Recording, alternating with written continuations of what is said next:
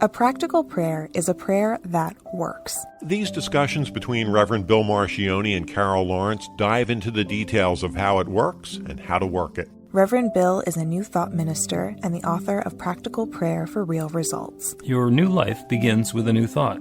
Carol Lawrence is on a spiritual quest, finding the New Thought teaching after decades on the pulpit in 3 different traditional denominations. I've got some questions. Together, they're exploring the philosophy and activities that come together from many of the world's religions to create the practical spirituality that is New Thought.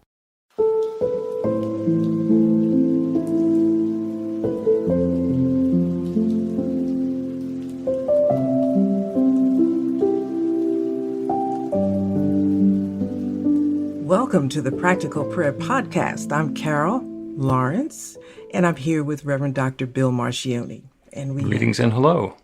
Great discussion today. Before we do the one today, can I go back to something we did last week? We were talking about medication.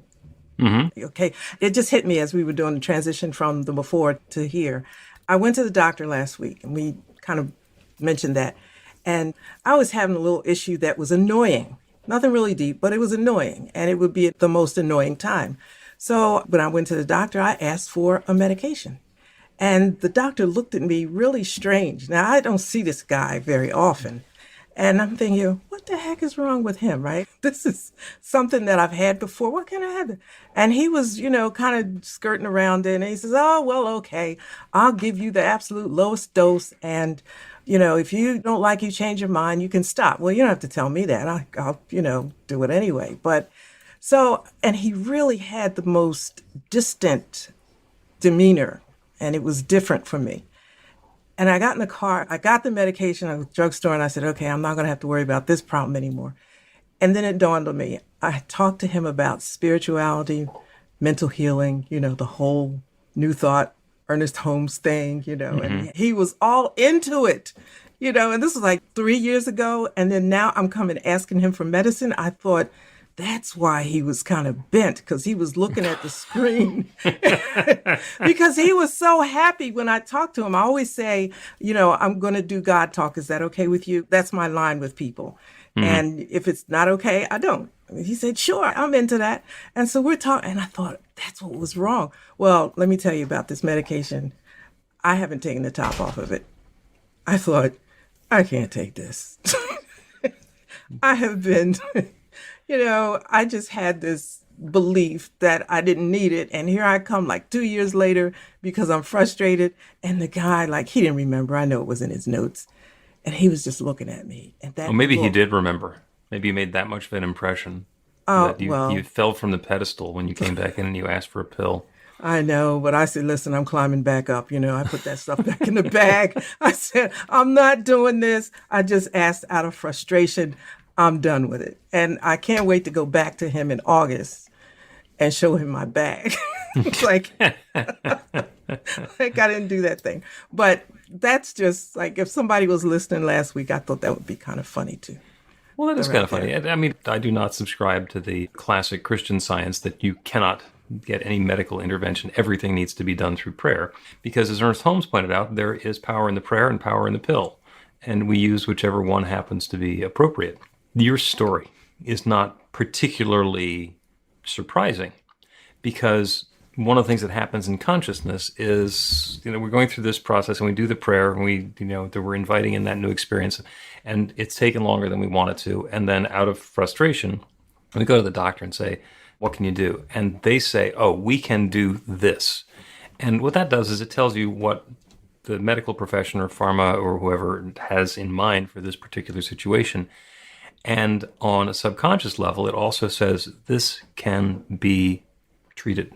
There is a way to go past this particular situation and get back to that experience of health and wholeness. And sometimes that's all we need, is the reminder that it's possible. Mm-hmm. And then our consciousness and our belief can take over without ever having to take a pill. The story that you're telling of going and seeing the doctor, getting the prescription, filling the prescription, and then never opening it is a really common story around my house. There are dozens of prescriptions that have gone out of date without ever having been opened because just by going through this process, somehow they get better. Glad to hear that. Glad to hear that it's not a unique situation because I was, a little bit fussy about it. But then I thought, you know what? Don't stress it. This is not what you want to do. Roll the bag back up and that's it. And you also now know that you have it. So consciousness can do its work. And if something happens with consciousness, then you've still got the bag with the stuff. Yeah. Okay. Yeah. That's working. Well, I'm a lifelong believer in, faith healing and belief healing, mental, all that stuff. So when I read it with Ernest Holmes, I said, oh, well, then I'm not so weird, Oh, okay. So you want to know what the thing was for this week? Yes, now that we've finished up on last week, let us continue to this week. Okay. So here's what I found in cyberspace that was written to me. We should rejoice in all things, but where does the strength come from to rejoice during a tragic situation? So I'm kicking that to you. Okay. Completely realistic and reasonable question, because it's easy, as I have often said, to see God on a beautiful spring day. Mm-hmm. Not so much in the middle of a hurricane, in the eye of the hurricane, or with the tornado about to blow the house to pieces. Much more difficult to see the glory and grace and love of God in those particular circumstances. And it doesn't mean that God isn't present. I mean, everything is an unfolding of something new.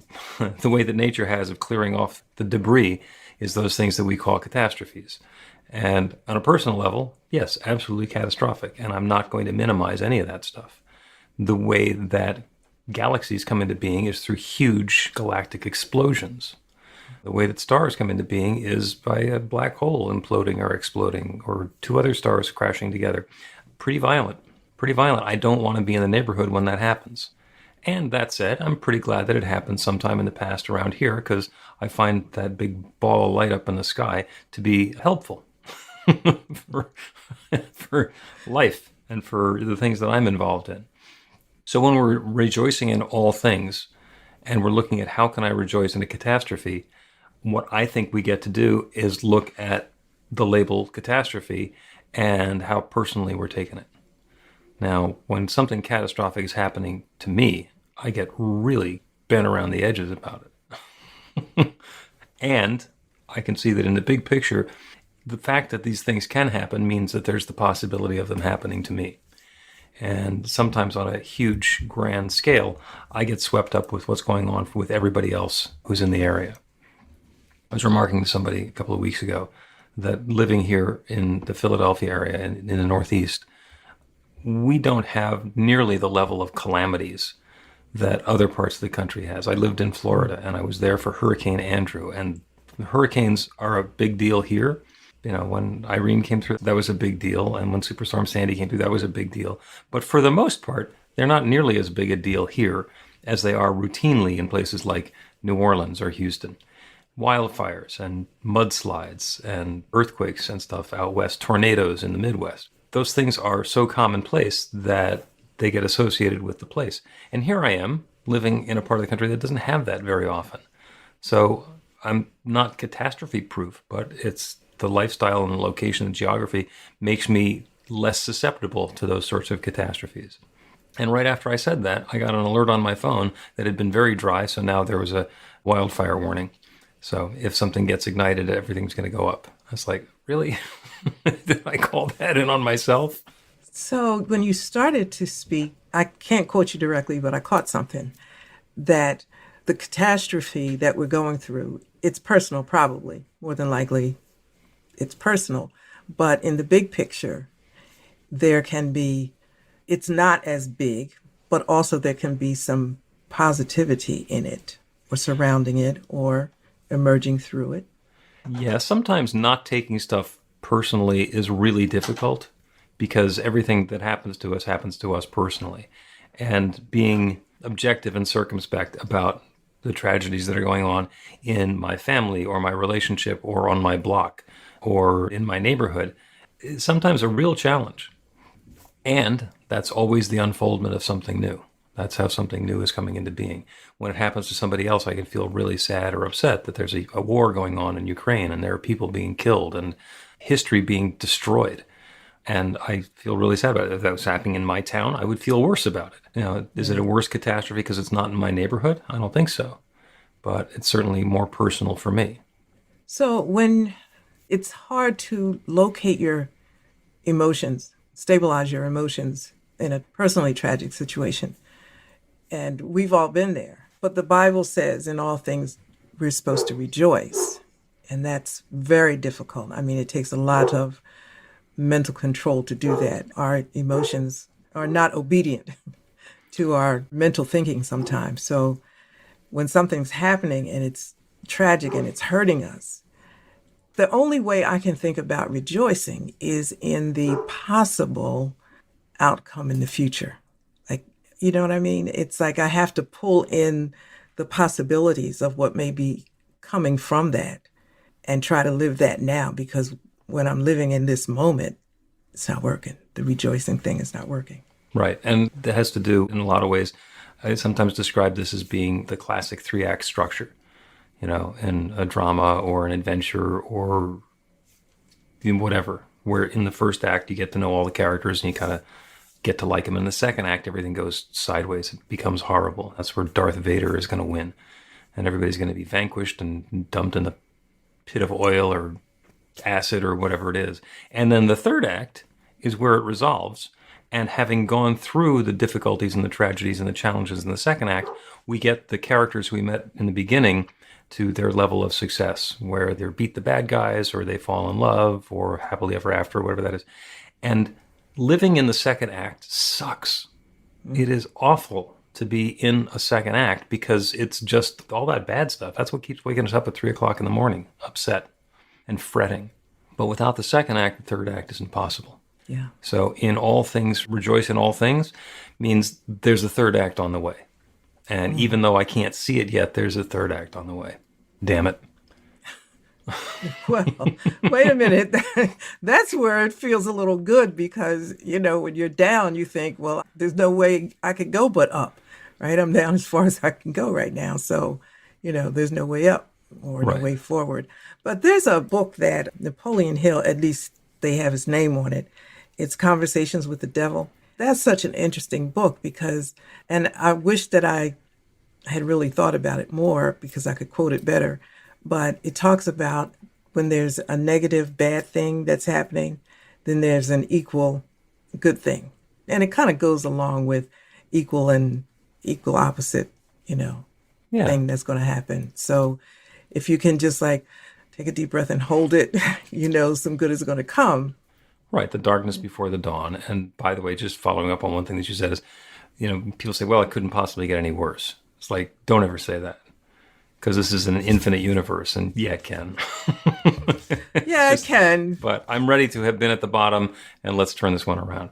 Let's take a break and continue talking about rejoicing in all things. Get inspiration in an instant. God calls are the gentle and uplifting moment of truth to help you remember that the bright light of God's love is shining right now as you. It's your God Call with Reverend Bill. Start your 2-week free trial today, and you'll get a phone call 4 times a week from Reverend Bill with an uplifting half-minute message filled with insight, wisdom, story, and fun. Let your light shine. You can answer the call to listen to it live or let it go to voicemail so you can hear it later. After the free trial, your subscription is just $5.95 a month. The details are at godcall.org. God calls are disruptive, intentionally. Whenever you write something, put on a gold star. They take you away from your routine to remind you about the truth of who you really are. They come at random times between 8:15 a.m. and 6 p.m., so you won't be expecting them. And somehow, the message is exactly what you need to hear at the time. Magic is loose in the world. It's a moment of motivation in the middle of your day. Find out more and start your 2-week free trial now.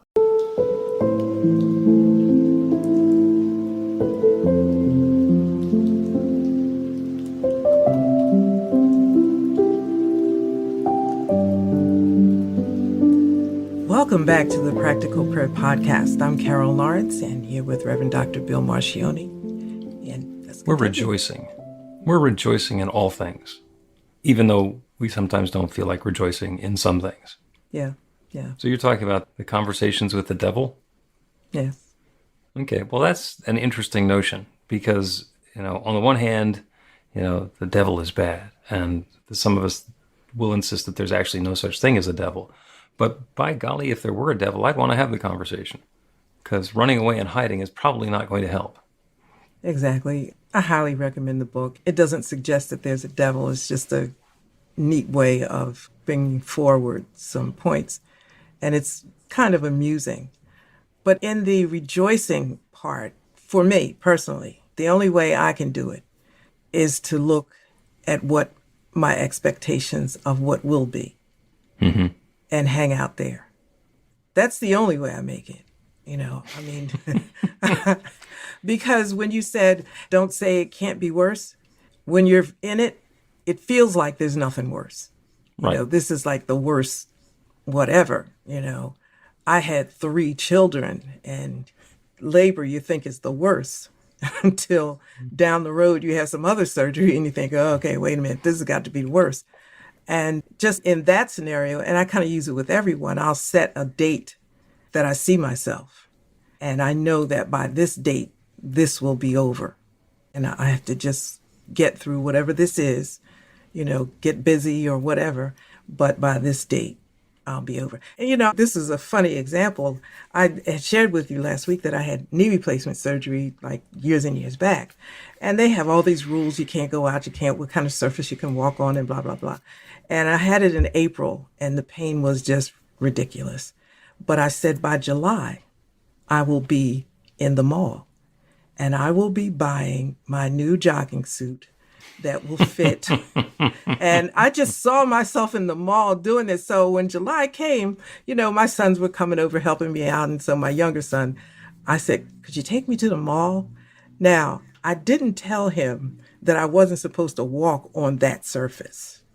But I told myself I was supposed to be at this mall and there's concrete between the mall floor, which is more giving and whatever.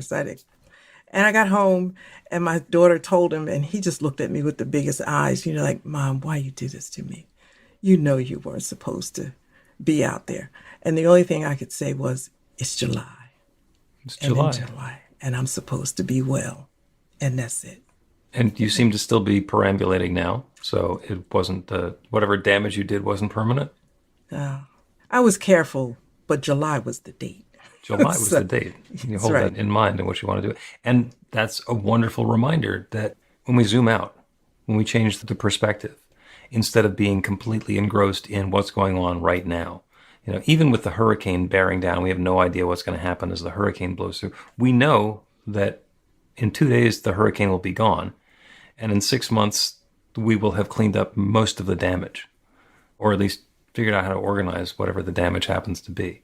It's really difficult to think through that far as it's barreling ashore because there's still a lot of details that we still don't know. We don't know exactly how catastrophic this is going to wind up having been. But doing the zoom out and looking at the bigger picture, this continues. Yeah. And as you were speaking, I was thinking that it's just a habit for me. So maybe, you can make it a habit. I mean, tragedy and life itself can feel overwhelming, but I have little things, I call them tips or tricks or things that I do to get through whatever might come, like I'm not tragedy proof or anything like that. But, I've been on the planet long enough to have a few tricks that still work most of the time. I was talking to somebody whose heart was just totally broken. And, here I go. I said, listen, a broken heart is a broken heart. It hurts. And more than likely, you probably don't want to go back to a situation that might cause it to break again. But what you can do is pick a date, maybe 3 months out, and you'll feel a little better. Maybe your heart will still be broken, but it won't hurt as bad. So think about what you can do. I don't want to date anymore. Okay, fine. Well, just in 3 months, say you're going to date somebody. Just go out with a friend or something, but pick a time and live in that time. Not going to date anybody for 3 months and then revisit in 3 months. Yeah. You can still stretch it out another 3 months if you want to. Then. Absolutely. And, that's something that a lot of times we'll do when we're doing that zoom out is If you go to a really long time frame, like within 200 years, in less than 200 years, everybody who is within the sound of my voice now will have died. Yes. Sorry. I hope I'm not spoiling the surprise for anybody. Chances are pretty good, 100 years. But I don't know how young some of the people who are listening might be, and I don't want to take anything away from anybody. I think 200 is pretty safe. With that in mind, and knowing that the universe is 14 billion years old already, it's a pretty short little time window that we're around anyhow, and that's where everything is going on. So are we distracted from the big picture by the stuff that's going on right here in our living room? Yeah. Is that okay? Yeah, that's the way the system is rigged. That's the way it's set up. Of course, that's what has our attention. That's what we're involved in. That's what we're engaged in. So it's completely reasonable. And it's not the whole truth. Yes, exactly. It's not the whole truth. We get to be aware of the bigger truth that's going on, the bigger picture, and allow that to inform our thoughts and our actions, our feelings and our beliefs, because we don't have to get completely wrapped up in what's going on right here, right now. Exactly. Exactly. I think there's some merit to even trying to find the bigger picture or imagine what the bigger picture is, or try to, just stepping outside of yourself, your house, or this. What else is going on? And I'm not talking about what else is going on in the world, but in the total idea of humanity and humanity unfolding, what might be happening, and make it personal to me in this situation. What might I be learning that I'm going to need 3 months from now or 6 months from now? And maybe I could get a head start on it. It just gives us something to hold on to aside from the pain and the disappointment. Like you said, life happens. Some of the happenings aren't really cool, but they happen. Yeah. Stuff happens. Yeah. Let's take another break. And when we come back, we will do a prayer. And this will be a zoom out prayer where we get to address everything that's going on in the universe and let it put our particular circumstance in perspective. Learn to put practical prayer to work in your life. The steps are simple to learn and let you begin to get real results to create the life of your dreams immediately.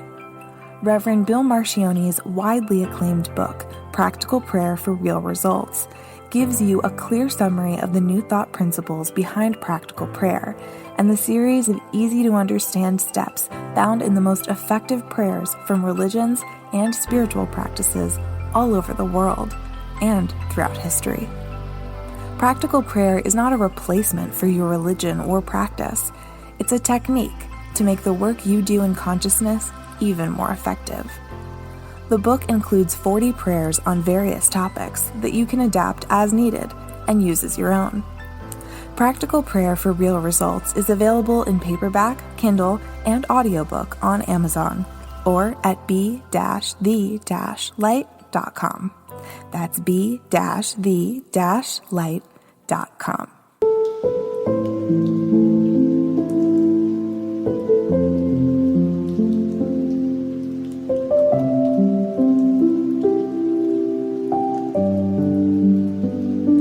Welcome back to the Practical Prayer Podcast. I'm Carol, and I'm here with Reverend Dr. Bill Marcioni.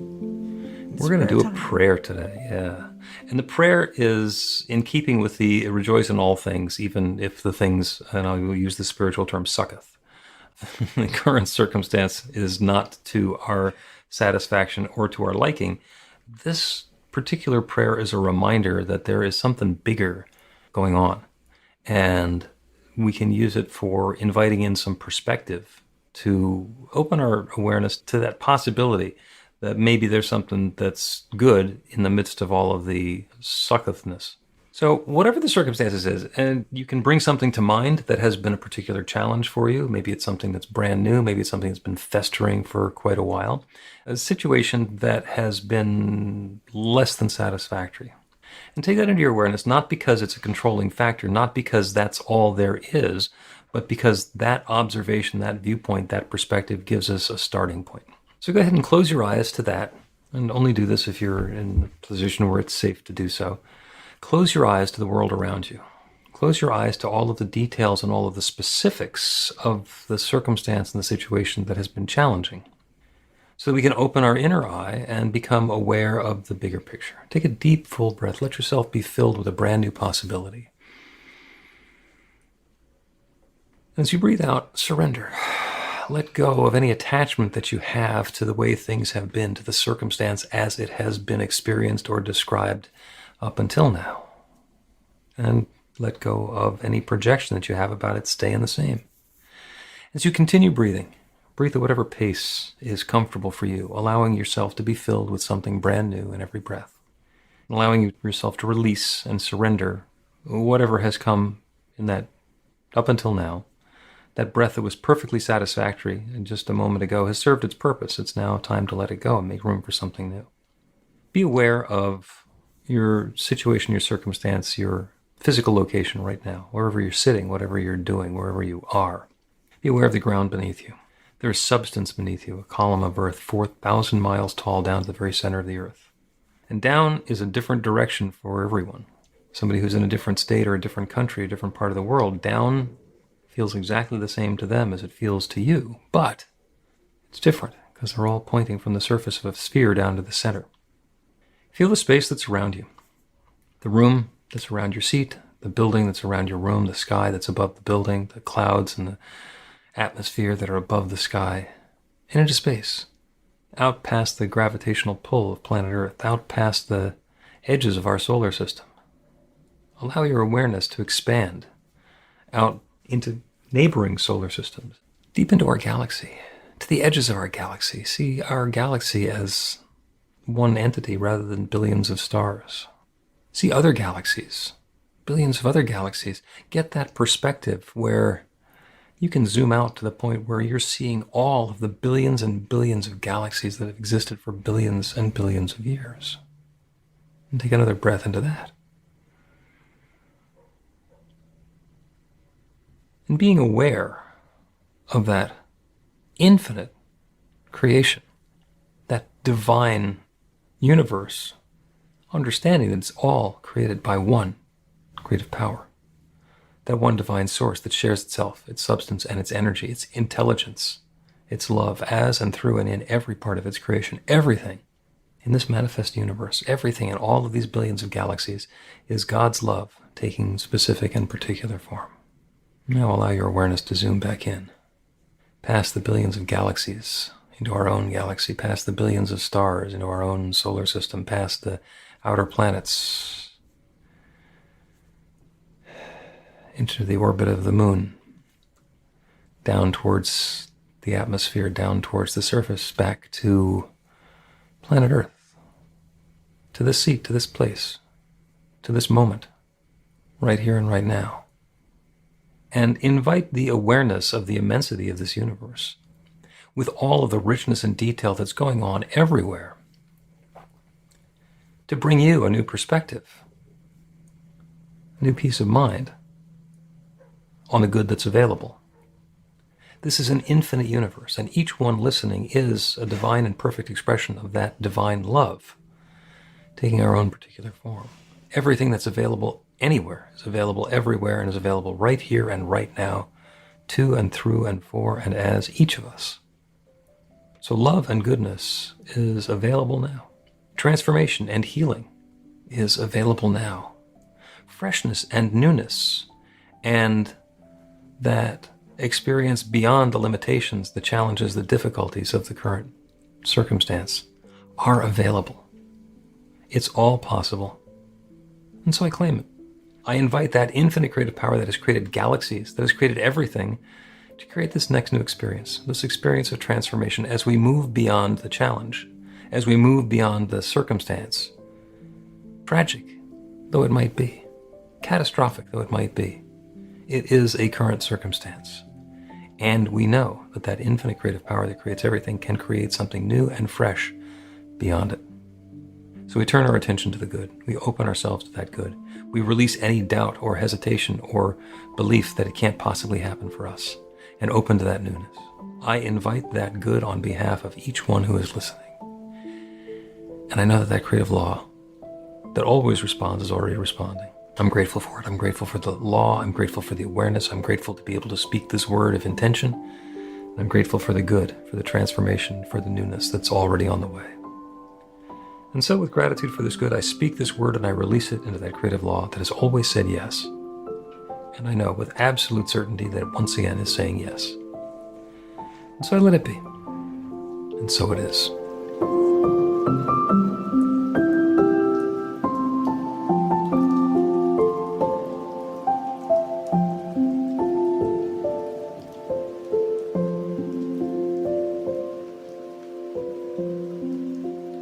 The Practical Prayer Podcast with Reverend Bill Marcioni and Carol Lawrence is a production of BeTheLight.com, be-the-light.com, where you can find more information about practical prayer for real results. Our theme is by Music of Wisdom.